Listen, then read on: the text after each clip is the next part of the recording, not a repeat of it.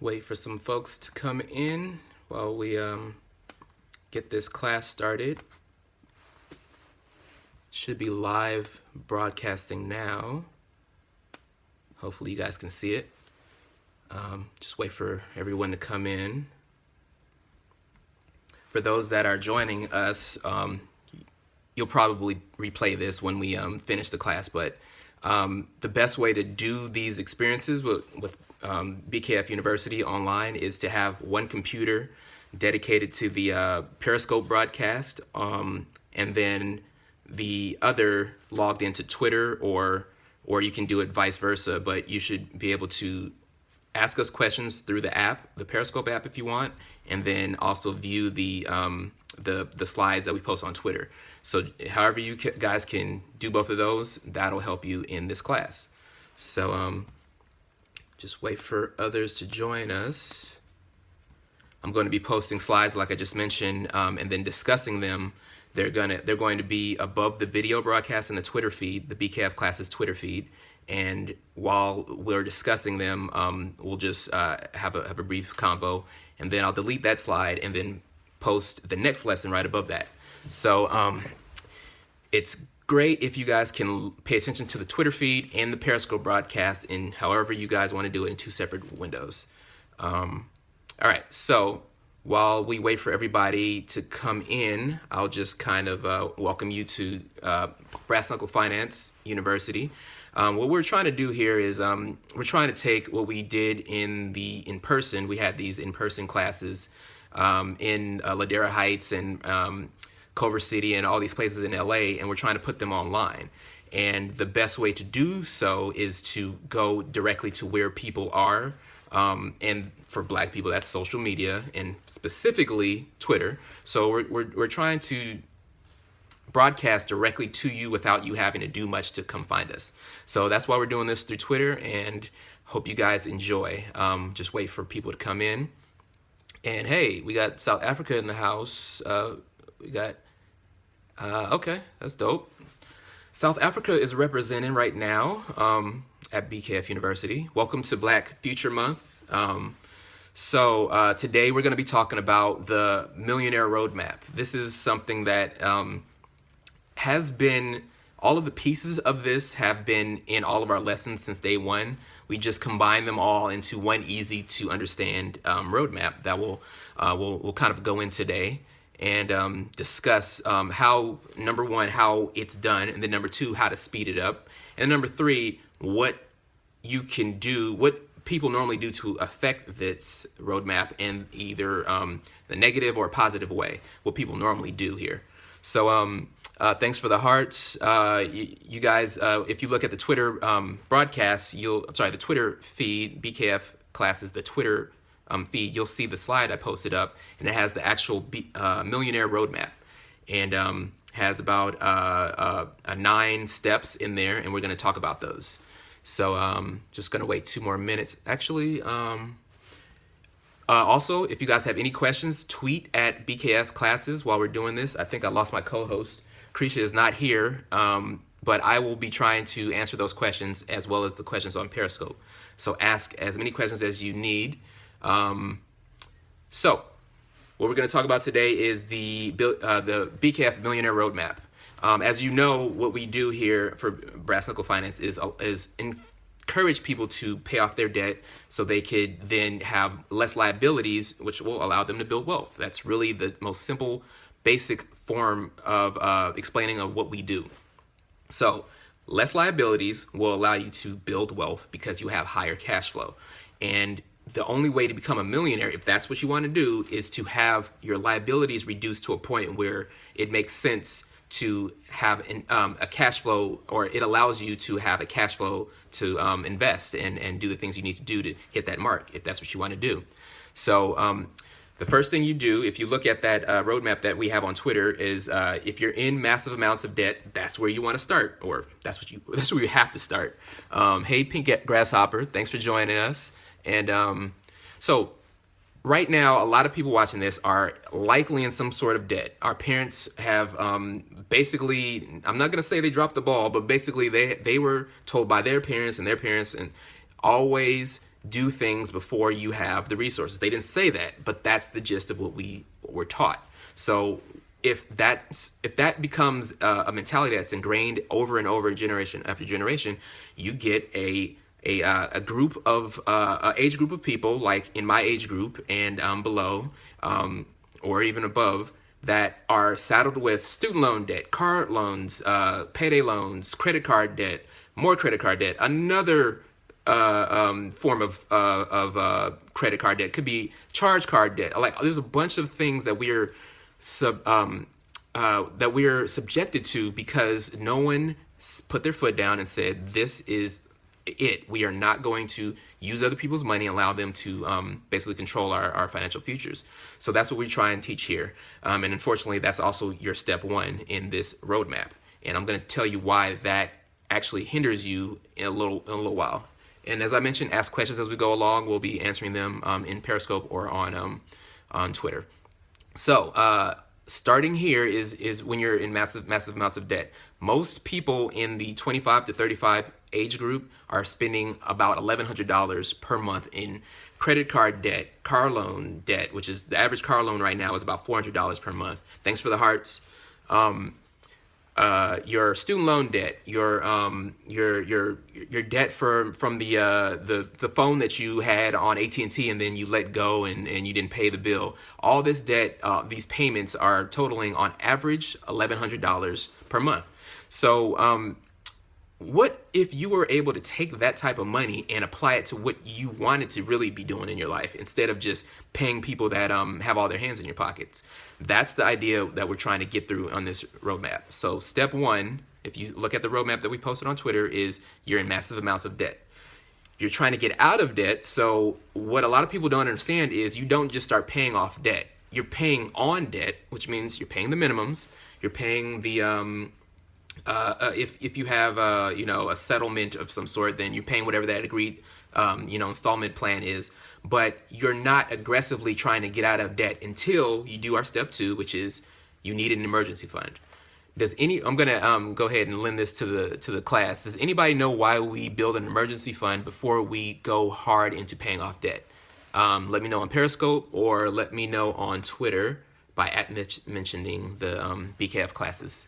Anybody know why we have an emergency fund established before we go into paying off consumer debt or any other debt? Nope. Anybody? All right. Remember, we're taking the last class we had BKF Business School. We had a showdown. We had two people that was close, neck and neck. We're gonna be taking a score. So remember, so no one knows why, right? Okay. So let me just double check. All right. So Harold says that we need an emergency fund so you don't fall back into debt just as you start trying to pay it down. Round of applause, Harold. And Lover's Mark says protect yourself from more debt. That's also correct, but Harold was the first one. So if you start paying, if you live like at the bare edge, at the maximum of your income every month, and you have no real cash flow to set aside for emergencies, you will go from paying off a 10% APR car loan to needing to then get a repair on that car and putting that car repair on a 20% credit card. Or if you are maxed out on your credit card and an emergency happens, then now you have a payday loan, 40% APR, 100% APR. And I missed the Effica Samboya message, but go ahead, tweet that again. So that's why we do that, and that's the second step in our BKF Millionaire Roadmap. We don't want to start paying off a debt, not on debt. On debt is just what your minimums are. Pay all those all the time. We don't want to start paying off debt until we have $2,000 worth of emergency expenses. So, and that typically takes about 3 months once you've gotten your budget together. You'll learn about the 6 steps to zero debt in the book, Brass Knuckle Finance. You need to get your budget in order by eliminating a lot of the things in your life that are not allowing you to save the $2,000 that you need in the first place. So one of the things that we like to do is whenever I sit down with one of my clients, the first thing I say is, okay, you have $13,000 in credit card debt. There is something that you bought that we can sell and reduce, get a jump start on that payoff plan. If you don't, then you're lying, number one. Number two, and you don't really want to do it. That's number two. So don't lie to me. I do this. I have too many years doing this for you to just come and say that no, I don't have anything to sell. You always have something to sell to jumpstart your debt payoff goals. So have a Craigslist fire sale. There's a couple other apps now, like I have a whole list of them that you can use instead of Craigslist on your iPhone. And so use all these new apps that are like Craigslist to list things maybe you went into credit card debt for. If you bought a Louis Vuitton purse, you wouldn't put that on Craigslist. There's another app for that. But you would, whatever it is, there's an app specific to that. If you bought a car, there's a car reselling app. There's an app that specializes in reselling cell phones. So just put something that you bought on the web, sell it, get $500, $1,000. It'll jumpstart your $2,000 emergency fund that you need. The rest of that money, you probably won't be able to sell everything to get your $2,000 emergency fund. The rest of that money will come from tightening up your budget. So you need, thanks, Pink Grasshopper. You need a real tightening up your budget to reduce your your outflow, all these people that have their hands in your pocket. Like, debt is one thing, but you also have bills that aren't debt that you control. So if you have a Spotify monthly premium, that's only $10, right? But if you add that up with all the other things that you could temporarily cut back on, you can get another $1,000 out of the course of a month or so. And like cable, you got to attack your rent. Your rent there has never been, I've worked with thousands of people. There has never been more than, I started keeping track. I think it's like 4 people who have we have 1,800 people right now. Just think about that. 4 people who have ever gotten out of debt and they've had their rent over 50% of their income. That's gross income, net income, it doesn't matter. If you have rent at 50% of your income, you are not ever going to get out of debt. I'm still working with these people and they're paying me, so I don't know why they don't listen. If your rent is if your rent is $1,000, let's give the typical, let's say you make $3,000 gross. We want your gross income to dictate your rent. So your rent needs to be 25% or below of that while you're getting out of debt. This is only temporarily. After you're out of debt, you can take whatever rent you want into your life. But suggested, not to be stupid, but 25% of your gross monthly income would need to go to rent. If you're spending $2,000 on rent, $1,700 on rent, and your gross income is $3,000, we're talking about 50% of your gross income.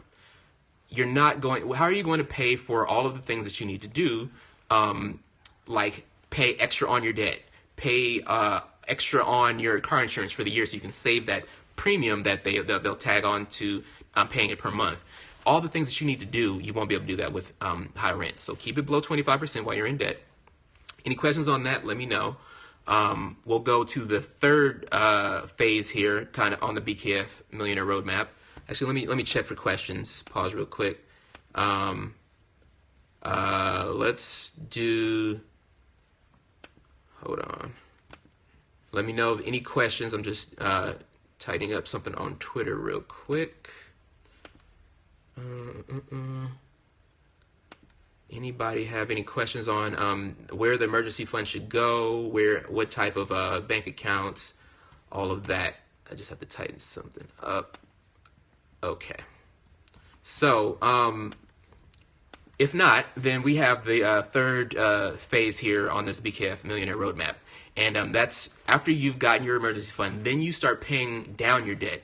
And that'll take you no more than 24 months, right? So does anybody know why we say it'll only take you 24 months or less to pay off all of your consumer debt? Is anybody know what the main reason behind that is? Let me know if you do. Tweet me or let me know in here. And we always appreciate your hearts too on Periscope. So it doesn't look like anybody knows that answer. Just remember, we're going off of the slide that's on my BKF classes Twitter page, and it shows the Millionaire Roadmap. It's right underneath the video. So no one knows why we do that. Okay, so the reason why we do that is because if you can't get out of debt, consumer debt, in 24 months, you're likely bankrupt. The rule for bankruptcy is that if you owe, and outside of non student loans, if you owe more than your annual salary, you are literally and figuratively bankrupt, and you should not pretend like you aren't. You should explore filing Chapter 7 bankruptcy, never 13, never 13. Chapter for an individual, Chapter 7 bankruptcy, and get your years back into your life. I work with a lot of people who refuse to have that stigma of bankruptcy attached to them, and these are people that I started working with in 2009 that are still paying the same loans, still stressing out, and still trying to do it just to save their credit score. They don't realize that they're bankrupt and that they just wasted 7 years of wealth building. I'm gonna show you in a few minutes how to become a millionaire quicker than the typical process. And 7 years is half of that time. But they did that to save their credit score. So you need to understand, explore bankruptcy if it would benefit you. It's nothing wrong with bankruptcy. There's a lot of people that have filed bankruptcy, and those people go on to be much wealthier than those who haven't, if they needed to. So that's why we do that. If you need to get your stuff in order in 24 months, because that's the average that we've seen. After that, people fall off and they just don't come back. You have to go hard, go quick, and never come back to debt. It's getting out of debt and staying out of debt, right? What exactly is bankruptcy? So Ben wants to know what bankruptcy is. So I guess the easiest way to explain this is when you cannot pay, the legal definition is when you can't pay your bills, right? Our definition is when you're smart enough not to pay your bills. The reason we say that is because I can show you a way to pay off every single debt and live scorched earth and hate your life for 10 years, and you'll be out of debt in 10 years, no matter what debt it is. You'll work 80 hours a day. I know it's not impossible. You will be out of debt, but it does not make any sense. And it drains you mentally, and it turns you into debt. Debt messes up your relationships. It messes up your trajectory in life. Get out of debt and get on with your life, and then never return because you felt how hurtful that the whole process was of bankruptcy, and not knowing what the next thing was going to happen if you tried to apply for an apartment and all the. Use that as motivation to never return to that situation. Or you can find yourself in bankruptcy again, 8 years, and you won't have learned anything. So that's what bankruptcy is. It's when you are smart enough to realize you should not be paying off your debts, because anybody who loans money to somebody is already somebody trying to do something that they shouldn't be doing. Debt is not a gift. Love is not a loan, and you do not enslave anybody into debt. Business debt is different. That's a business. You can file business bankruptcy, and your personal bank, everything, credit, wealth, everything is unaffected. Personal debt is not a gift. Don't let anybody fool you. So that's what that is. So let's talk about the fourth step here. After all of your consumer debt is paid, you will start building up your 3 to 6 month emergency fund. And that's, if you notice on that BKF Millionaire Roadmap, we're actually going across the top first, and then we're going to go underneath the line. You can kind of see it here. So we're going to go up here first, and then we're going to go down here. So we're on the fourth one. All right, so number 4, after we've paid off our consumer debt, we only have student loan debt left to pay. We need to start building up a full 3 to 6 month emergency fund. What we mean by 3 to 6 months is, what are your actual expenses? So your expenses are your bills and your spending. Your bills are your monthly fixed costs, like your rent, your cell phone bill. Those are fixed bills that come out of whatever your budget is every month. Your spending can be tweaked. It's the first thing we actually attack after rent.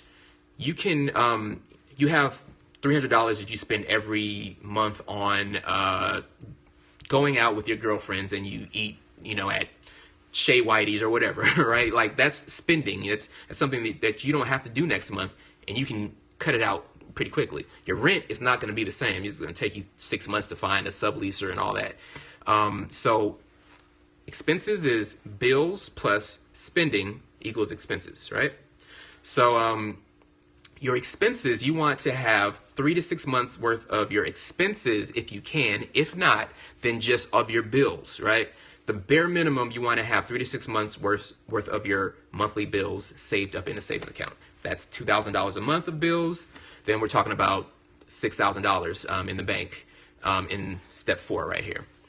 So any questions on that, let me know. We're going to go to the 5th step, which is once you've realize you're in debt that you need to get out, once you've gotten your emergency fund in step 2, once you've paid off all of your consumer debt and all you have is student loan debt, then you start going into building your emergency fund, and you place that emergency fund in a online savings account away from your normal checking account. Then you will have begun, said, are we adding those funds to the emergency fund? The emergency fund, so you have 2 emergency funds, right? The first emergency fund is your starter emergency fund, and that's the $2,000. The $2,000 sits in your online savings account that is away from your checking account because we don't trust you. You don't trust you. We know what you do. Don't have your money with one-click access 1 hour to your checking account when Best Buy is selling an iPad for 50% off. It's just, you're just going to fail. Have your savings account set up with your emergency fund be the same savings account that you place in your full emergency fund. So if you have $6,000 of expenses that you need to save for your full emergency fund, you're already $2,000 there, right? So you only need $4,000 more to add to that savings account online. And remember, this is one of your 2 savings accounts. Your first savings account is your emergency fund, either $2,000 in step 2 or $6,000 plus in step 4, and your buffer savings account. So your buffer savings account is for your car expenses, your vacation, you shouldn't be taking vacation in debt, but your Christmas spending. All of those things are things that you know about every year, and for some reason we get surprised every time your car registration is due. I didn't know. You knew every year you have a car, you need to pay your registration. So that's a buffer savings account. You just basically take the total amount of your those expenses, which are normally your car repairs, your maintenance, your Christmas fund, your vacation, and any big health related things that you might be doing. Take the total of that. Let's say it was $1,200. That's a low ball, but let's say it was $1,200 for the year. Then every month you set aside $100 into your buffer savings account. Also, and it can be in person or it can be connected to your checking account, but your emergency fund has to be away from your checking account, right? Emergency fund will always have more money than your buffer savings account.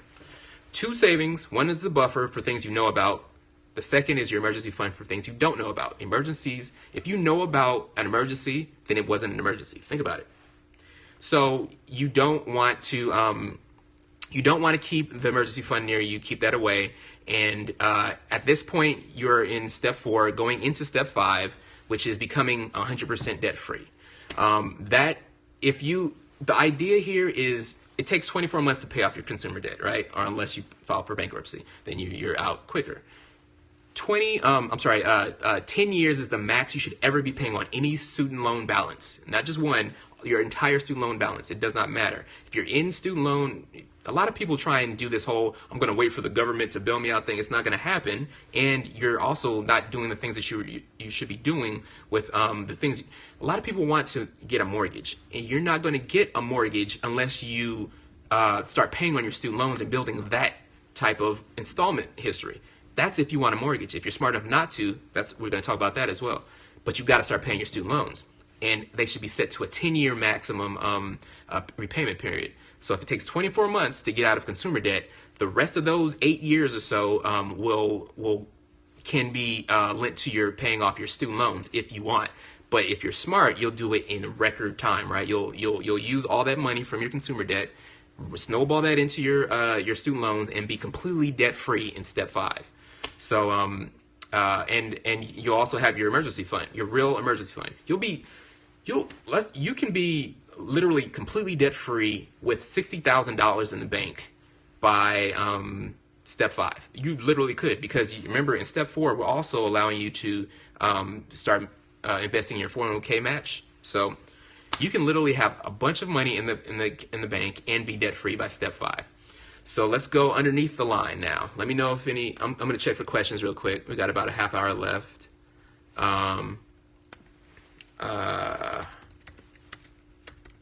Any questions on here? Let me know on Periscope. I'm reading now. I wasn't reading earlier, unfortunately, because my partner in crime is out of the room, who was watching the questions. So, all right.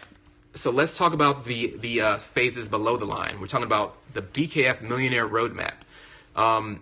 Once you're debt free, you literally, if you notice on that image that we posted, you literally have an entire new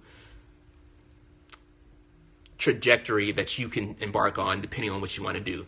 Everything below that is in orange for a reason. The titles are in orange for a reason. If you want to be debt free and never do anything else, you will be miles ahead of most people that you know. You don't have to invest in anything. You don't have to buy a house. You don't have to start a business. You can literally be in a point where you aren't struggling without investing, but you will never be wealthy. See, there's a difference. So wealth is having more than you need. Not struggling is just having exactly what you need, right? So, and kind of straddling that line. So I would invest. You don't have to. I'm going to be wealthy, and I'm a wealth coach. So that's why we want people to have more than they need, because you don't ever know, how fine that line is, and you have to keep straddling, and then you just fall off. Have more than you need, right? So after you're debt free, if you're going to build wealth to become this millionaire, we're talking about the 50s. The 50s is what we deem the point in your life when you have $50,000 in. I want to have more than you should. And you don't have to be a billionaire, but just have more than you need, and then that will allow you to pass down things for your kids that you didn't have. So you can't pass down exactly what you need, right? So you have to pass down more than you need. So the 50s, $50,000 in income, annual income, no matter if it's from your own business, your job, what have you. $50,000 in income. You have $50,000 cash in the bank. This could be in your investment, your Roth IRA, your 401k, doesn't matter. It's 50,000 in there. And then you don't have 50 million kids, right? I say that jokingly, but the hardest thing that I'll ever do when I sit down with somebody is to explain to them that they will never, ever get to the point that they think they are because they decided to, one, have too many kids that they could afford, and two, keep having them when they know they didn't have the dual income, and there's like 4 or 5 fathers out there now, and even the guys who do this, like, you cannot think that you're going to raise a kid out of the slums or the poverty stricken nature. Can you talk about tax shielded investments? Tax shielded investments, yes. I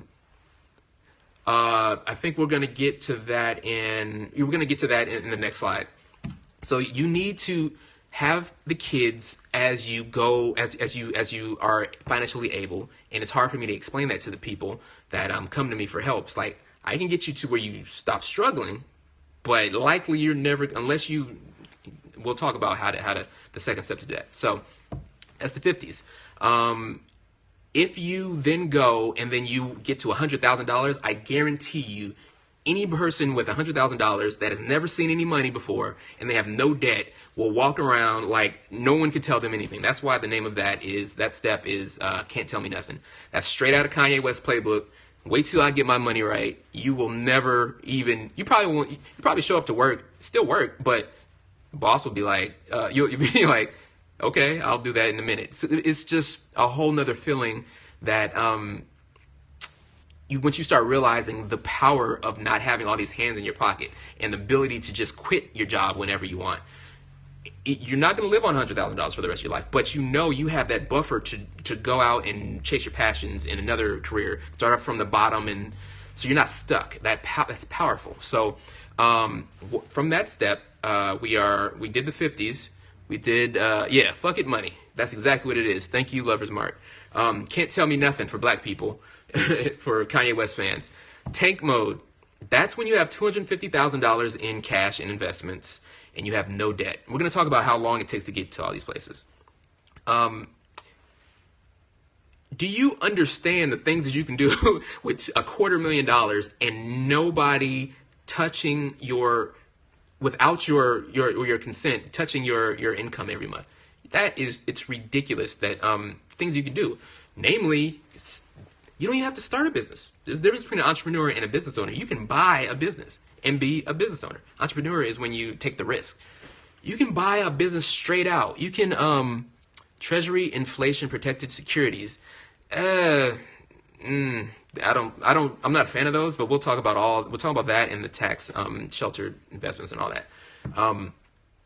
You can send your kid to college without them being saddled in student loan debt and have them on a path to actually do the things that you dreamed for them, right? Like if you graduate with $70,000 in student loan debt, you're not going to think about changing the world. It's just not going to happen. You're going to get a desk job. You're going to go, struggle to have kids and lose, it's $250,000 will make you on God mode with no debt. So, just so you know, it takes about $2,000 a month combined if you're smart, saving and investing to get there from the other two phases. So, $2,000 free cash flow going into investments will get you to $250,000 within a few years of the 50s. So, and we'll talk about the exact time frame very shortly. After that, then you have completely met your goal, which is the millionaire mark, and it typically takes 7 years from the. Let me just make sure that I have that on here. I'm gonna post the time frame shortly, but yeah, it takes 7 years from tank mode to get there. So that's the roadmap. I'm going to talk about the time it takes to get there right after I answer any questions that you guys have. Talk about the treasury protected securities and all that. But if you don't have any questions, let me see on Twitter. It says it's $50,000. Sharita says it's $50,000 liquid, or does that consist of retirement as well? That can consist of both. Smart people will have If you start investing, you're going to do it in our phase where we have our consumer debt paid for and we start building our emergency fund. While we're building our emergency fund, we can invest to the match, our employer's match, right? So if they match 50% up to 6% of your income, add to that match and then move to a Roth IRA. But start with your retirement before your personal. So 401k match, then your Roth IRA, then your personal accounts, but you would invest while paying off student loans. If you do that and you pay off your student loans within 10 years, you'll be at the 50s. You could be at the 50s as soon as you're debt free, right? So Long-Legged Life says, if you have a partner, future spouse, should you have each of these savings then combined? That's a great question because I'm going to tell you how to reduce the time frame on this, and one of those is to have a dual household income. This is the only way our community is going to get out of this, actually. Stop trying to do these things alone. Your spouse or your future spouse, Pink Confetti says, what happens if your employer doesn't match? Your future spouse will need to have, first of all, you guys shouldn't be married without having with consumer debt. You guys should only have student loans left and have a plan to pay off those student loans. So let's assume that you guys got married and didn't listen to that, and you had only you had a bunch of debt or what have you. Know that in most states you will still not be liable for that other person's debt unless they go delinquent on that debt and they start garnishing your bank accounts. So if you marry somebody that can go delinquent on their bank accounts and those creditors start garnishing your bank accounts, no, you don't want to have the same bank accounts, but you also don't want to get married while you're in debt, so that won't happen.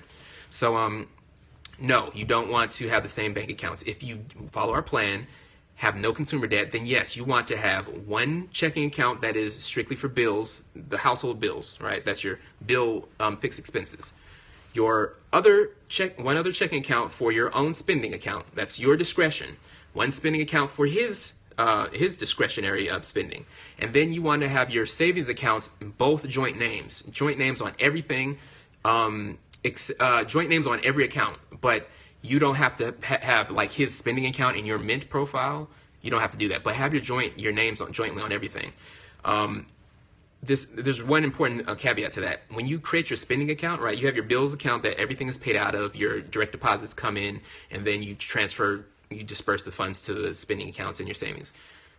His spending checking account and your spending checking account should have the exact same amount. I've seen this a lot of times when I deal with married couples, that somebody feels they're getting slighted, or they feel like they're not being able to have, even if another spouse makes more money, they feel like they aren't equal if this spouse is spending $900 hanging out with his boys over here, and you only have $200 in your spending account. You have to have the same amount for this to work for most people. You can try it, but try it the other way, but I've never seen that work. So there was a question I was going to answer. If you can answer that other question, ask that other question, so you can remind me. All right. So we answered Sharita's question about the $50,000 liquid. You can have it in both, but I would invest in my. Okay. So she said, Africa says consumer debt free and helping a partner. Okay. Yeah. That's exactly what you want to do. All right. So I'm going to post the time frame on how to get out of. How to become a millionaire in less time. Or I'm sorry, how to become a millionaire in the typical time frame. All right, so that is now on Twitter. You guys can check that out. It's right above my BKF classes streamed Periscope video, and it says, how long does each step take? So I will go quickly through this. So we're gonna assume the person is 25 years old. We're just gonna take that age and kind of let you kind of match it to where you are. She says, what happens, thanks for reminding me. She says, what happens if the employer doesn't match investments? Don't invest in a 401k until you're completely out of debt if you aren't getting free money. You want to go to a Roth IRA, because let's assume that you didn't take this course and you weren't of mind of wealth building, right? That's your future. You're going to build wealth. You're going to be in a higher tax bracket in retirement than you are right now. Or why are you doing this? Why, So, if you didn't take this course, then you're probably going to be in a lower tax bracket in retirement, and that means that a Roth IRA won't make sense for you, because you're only paying taxes you're paying taxes on a Roth IRA today, and then not paying a lot of taxes in retirement, because you're going to be in a lower tax bracket. If you're in a higher tax bracket, you want to pay taxes today using your Roth IRA, and be in a higher tax bracket where you don't have to pay taxes in retirement. So in our program, don't invest in a 401k because they have high fees. Invest in a Roth IRA using our BKF investing school book, and do that for the reason of being in a higher tax bracket in retirement, because you won't pay any taxes in retirement. You're paying them today in a Roth. So all right, so we got the steps up. We got okay, so how long does this take? 25 years old. You're in massive amounts of debt. This is what our parents did to us, right? We're 25. Maybe out of school for a couple years now. We're in our jobs. Our student loans have hit, our car loans and all this stuff. We got all this debt. We start realizing that we're fed up. We don't want to live like this. We start paying. We start getting our budget together, and we go into our phase where we develop our emergency fund. It takes 3 months to do that. Right. After that, you pay down your consumer debt. It takes 24 months or 27 months from your emergency fund, if you add those together. 24 months to pay off student loans plus 3 months.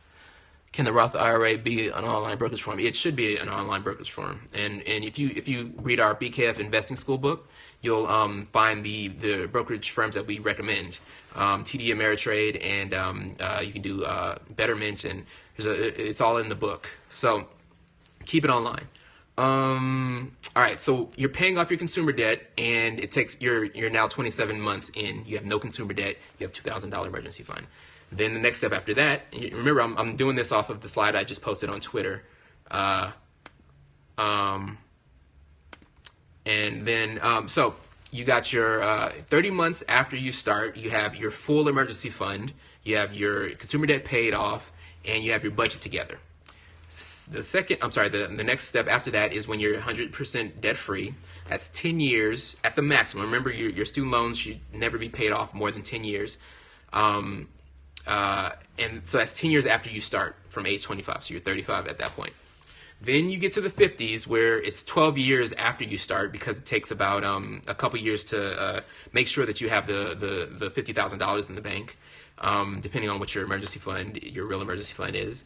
And it could be that, remember, that's your 401k money and your personal investment money and your emergency fund. All your entire net worth is $50,000 in the 50s. 12 years after you start. 14 years after you start, that's when you hit the can't tell me nothing phase, which is $100,000 liquid in the bank with no debt.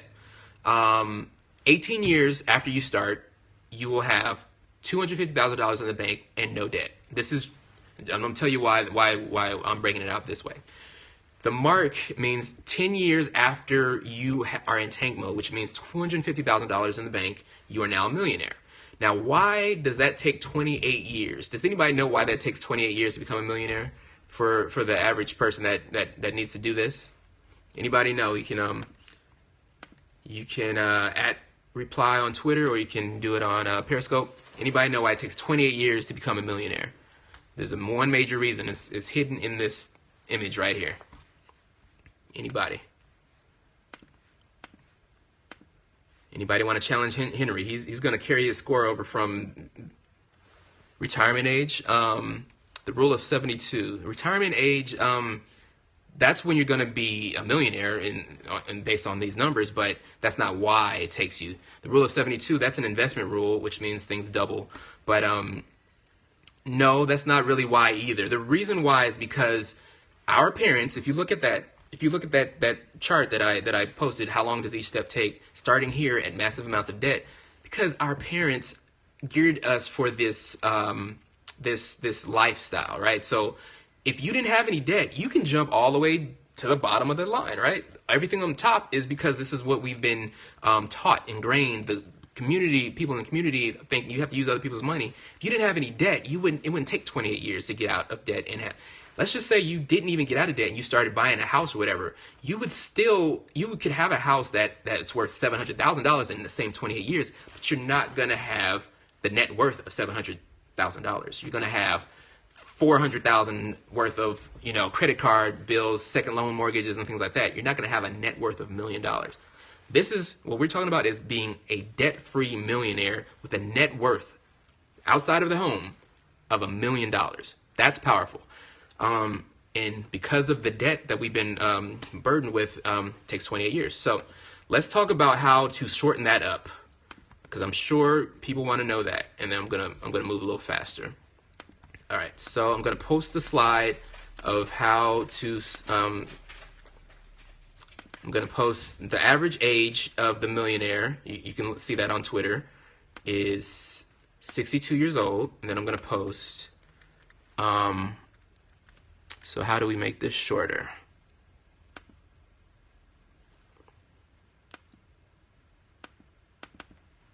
Okay, so these are the ways to make this shorter. We got 15 minutes or 17 minutes left.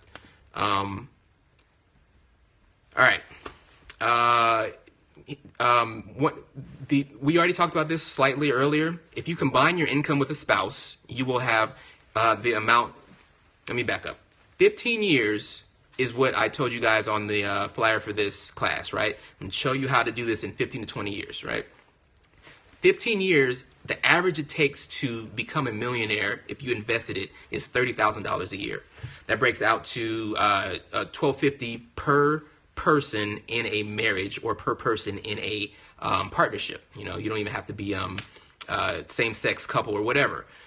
15 years at $1,250 per month, each partner will make you a millionaire in 15 years. But you're not going to do that with one income. It's going to be hard. You might have the income, but the average person I work with doesn't have that.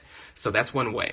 You can live on half of your gross income and half of your net income. That's one way to kick up the amount that you can invest and bring this down to 15 years.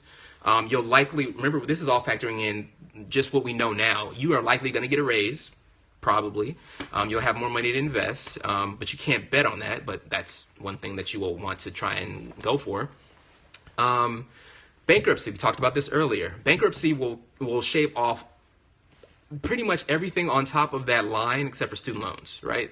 We talked about the below the line and above the line on the Millionaire Roadmap. Above the line, you can file bankruptcy and be miles ahead of the person who did not, but only if you need to. Bankruptcy is not all fun and games. So if you need to file bankruptcy, that will shorten the amount of time before you become a millionaire as well. You'll become a millionaire before somebody who was hard-headed too. So not everybody should file bankruptcy. Remember, there's a rule.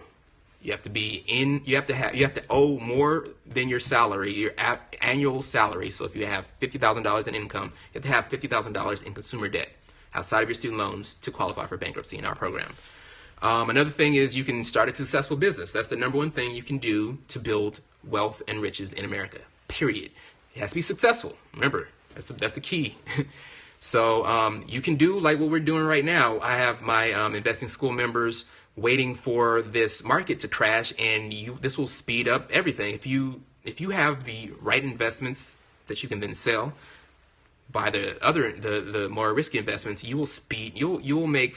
That's how I made the majority of my wealth, is waiting for the market to act a fool and people to panic who are in debt.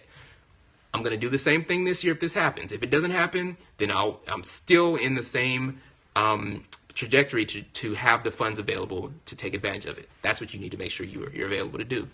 Or you could pay off your student loans quicker, right? So remember we said it takes 10 years to pay off your student loans, but that's the maximum. If you do it shorter, you'll be on that path quicker. And the very bottom is what we talked about earlier. You could have avoided debt from the beginning. If you don't want to be 25 years old with a bunch of debt to pay, don't go to school on loans. Don't take out credit card debts for those t-shirts they offer you when you're on campus. Don't get a car loan. It's going to be painful before it's pretty. And if you don't want it to be pretty, welcome to painful. It's called upscale poverty. That's how quick it. That's how we can make it quicker, right? I'm going to go into how your house affects this. If you want to buy a house, how does this play into this? I'm going to tell you right now. I'm going to pop that slide in here. Okay.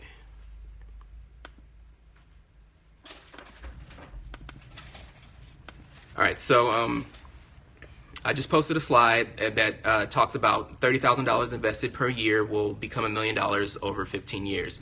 That translates into $1,250 invested each spouse. Over 30 years, you can, if you wanted to extend that over the 30 years, we said 15 years. If you want to extend that over 30 years, that would be $5 million net worth.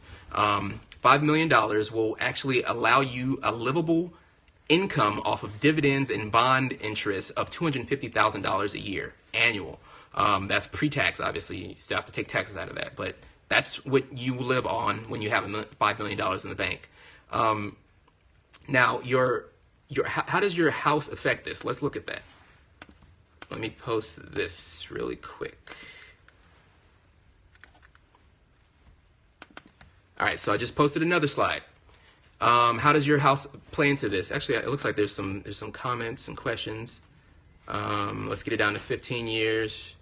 Any update on the investment plan for growth? Nope. The BKF Millionaire Investment Plan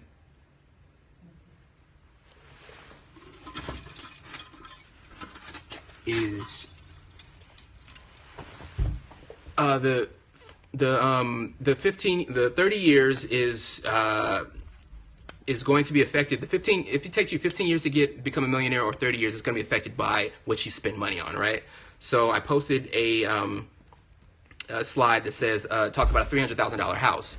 It will become based on an average appreciation, not in LA, right? LA is a little higher, but average appreciation across America, it's about 3% annually, which is around the same amount as inflation. So basically, over 30 years, your house that you paid for is the same that it is in 30 years from now. It looks like it's higher.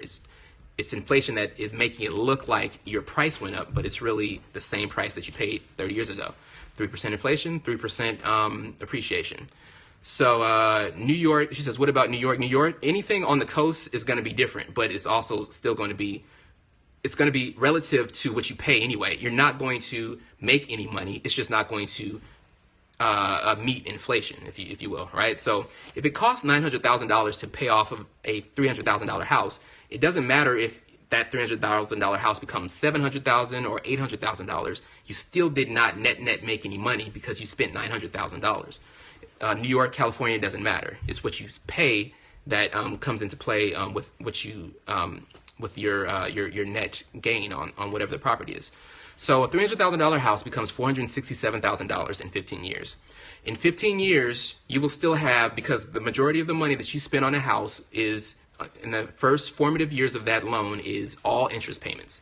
So $184,000 is how much you still have left to pay on your principal on your mortgage.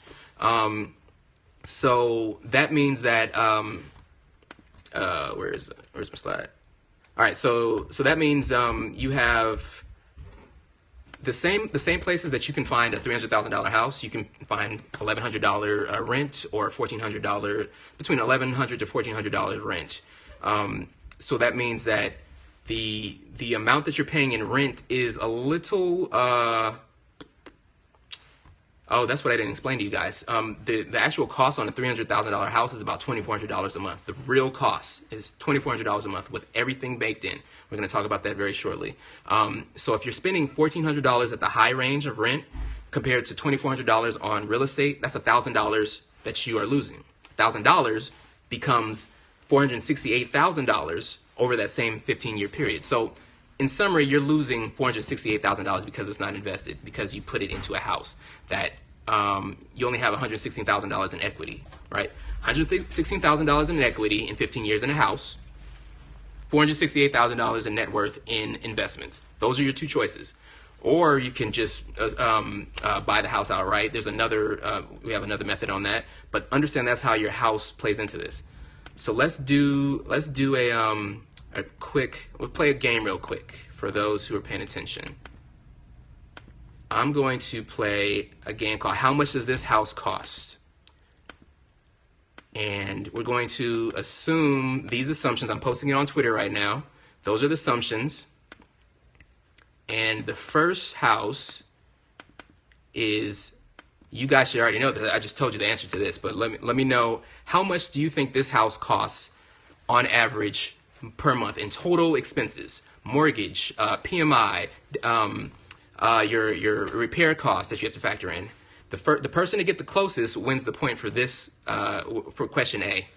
It's a $300,000 house in Carson on 216th Street, and it's a 2-bedroom, 1-bath. How much does this house cost per month?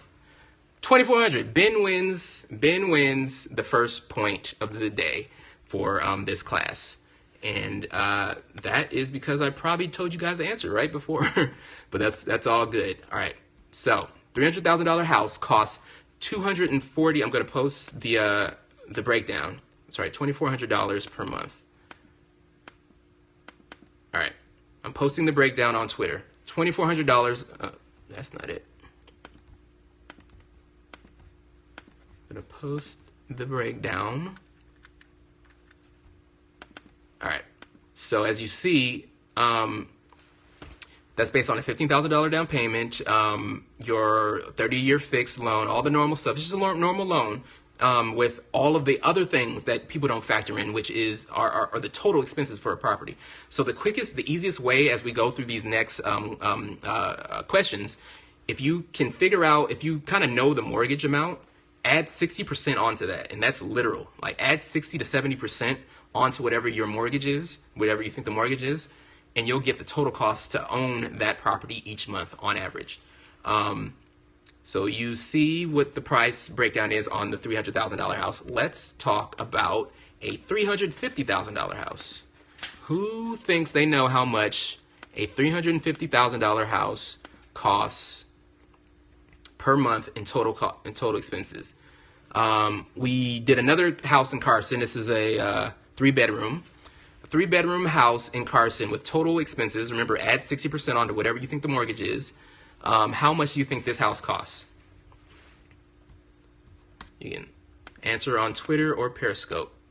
It says, Aquest says 2,700. Harold says 2,700. I think they both answered at the same time. So if that is the correct answer, if you guys think that's the correct answer, let me know. I'm going to post it, and then we'll see if they won. Both Anthony and Harold say $2,700. They will know if they won if once I post this. And we have a tie score.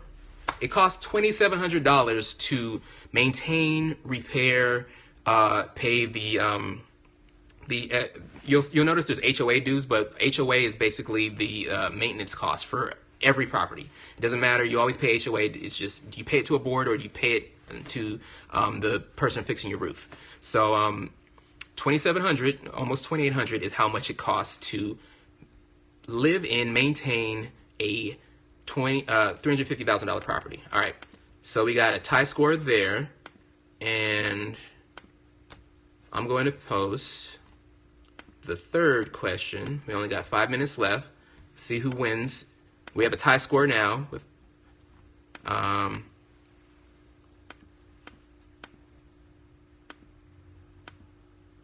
okay, so this next house, let me know how much you think this house costs. This is a $475,000 house in Carson. For some reason, we love Carson today. Carson is, we have a 3-bedroom, one bathroom, one partial bathroom house. And let me know how much you think that house costs every month in total real estate expenses. Anybody? $475,000, $3,200. Somebody is somebody been paying attention, but that's not quite what it is. So you're higher than other people. So let me know if you're gonna get 10 seconds. 10, 9, 8, 7, 6, 5. All right, nobody's gonna get it. It costs, nope, not $3,300. It costs a total of $4,246 to maintain a $475,000 house. But if you notice, the principal and interest is only $2,100. So when you go to a bank and they're like, oh yeah, you know, $2,100, that's all they focus on, but they don't realize that it costs more money to maintain bigger houses, have more PMI. It costs $4,200 literally to maintain a $475,000 house.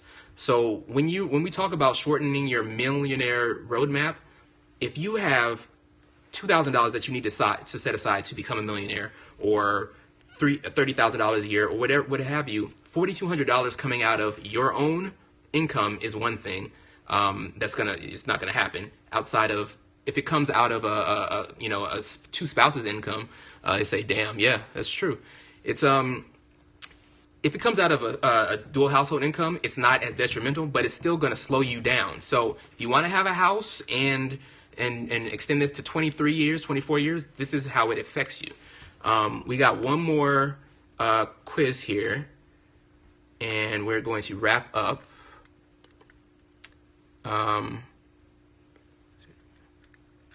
Okay, so who can tell me, I just posted the quiz on Twitter. Who can tell me how much, or I'm sorry, what 3 things, what 3 BKF approved ways you can take to speed up your process of becoming a millionaire? Let me know. And the person who gets all 3, there's about 6 of them, or I'm sorry, 7 of them. But if you get 3, then you will win this point.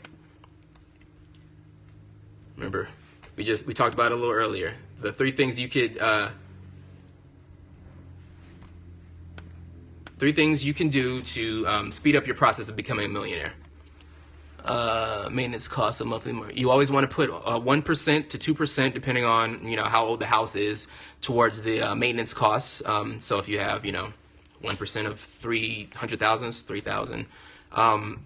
Set aside for maintenance costs, and then repairs is another 1%. So people mistake repairs and maintenance. So 1% for both, 1 to 2% for both. But does anybody know? Okay, not going into consumer debt, dual income investing. Bam, Ben wins the first. I'm sorry, the point for this question. I think Ben wins the first round of these quizzes in general for today, right? This is the first class. The truth is that there are a few ways to shorten your time frame in becoming a millionaire, and I hope that you kind of saw some of those things that you might want to take advantage of. If you don't, then you know it's going to take you about 30 years, give or take. And if you have any questions, let me know. We're going to stay over just a few minutes because we started a little later. So this was fantastic. No, thank you, Pink Confetti. And hopefully next week when we go into, we're going to talk, I think we're going to talk more about taking advantage of the market if it's crashing. If it crashes next week, then we were going to talk about what we need to do to take advantage of it. If not, then we're going to talk about something else next week. But next week we'll have another class. Any questions on Twitter, on Periscope or Twitter, let me know now. Harold has the right answer, but it was after Ben, so Ben wins this round. Any questions on what were we talking about? I said I was going to answer some question earlier, but I can't remember. If you have questions on, I don't remember what it was. So it looks like that's all for today. No questions outside of that. I want to thank everybody for joining us today. Next week, tax shielded. So tax shielded means basically whatever you can do to keep the government's hands out of your investments. If you invest in a 401k, sorry, let me back up. There's really no way to keep the government outside of your investments. It's, do you pay them now or do you pay them later? A Roth IRA is something that you allow the government to tax you today, and then they go away and leave you alone when you take the money out of that, right? A normal, traditional IRA is something that you pay taxes on when you take the money out in retirement, but you're not paying taxes today. They still consider this tax shielded, but it's really tax deferred, right? So if you want to reduce your taxes, then you're going to do. We have an accountant that's going to come on. We're going to actually have an accountant discussion, but I'm not going to go in all the different tax strategies to shield to defer your investments. But no, the main things are your Roth IRA, your 401k, your Roth 401k, and your 403b, your sometimes your 529 plan, depending on your state taxes. And but there's a whole lot of other, there's so much minutia with taxes and things like that. I'm not an accountant, do not want to be. So yeah, no, you're welcome. But yeah, you're not. There's nothing that's going to shield you from taxes. It's just going to defer it, really. Is flexible spending account helpful? See, Peebo says, is a flexible spending account helpful? Yes, it is helpful, especially if you have childcare expenses. A lot of people mistake flexible spending for an HSA, which is a health savings account. Health savings accounts are basically one of the most harmful things you can do for most people, because if you have a high deductible plan that goes along with the HSA, you're going to basically only look at spending that money in dire straits. When you get to dire straits, it's already too late. If you have a company supplementing your costs, you're going to go for more checkups. You're going to go and get the surgery done that you need to do that doesn't turn into a $500,000 surgery because you waited too long. That's a health savings account that you don't want to play with. Flex spending is a small amount, typically $3,000 or so every year that you get to set aside and have it tax deductible based on what you're spending on. So if it's a lot of people use it in my program for childcare expenses. So you deduct that, and it's not going to save you a bunch of money, but it's something that is very useful for some healthcare costs and for the most part, childcare and daycare is really helpful with a flexible spending account. So that's that. I think spending. Yeah, for your eye exams, your glasses, your copay. Yeah, it's you can use your flex spending. Flex spending is helpful, but you're also not going to have a flex spending with a account with a high deductible health plan, right? It's going to be in conjunction with doing it the right way. Your health plan should never, you shouldn't ever have anything over a $250, $500 deductible, because that's how you become unhealthy. You don't pay, you don't want it to come out of your own pocket, and then a $1,000 bill becomes a $50,000 bill because you never went. So it's all mind games, it's all mental hacking, but flex spending over HSA and flex spending combined with a real health plan. And yeah, that's my thoughts on flex spending. Any other questions before we get out of here?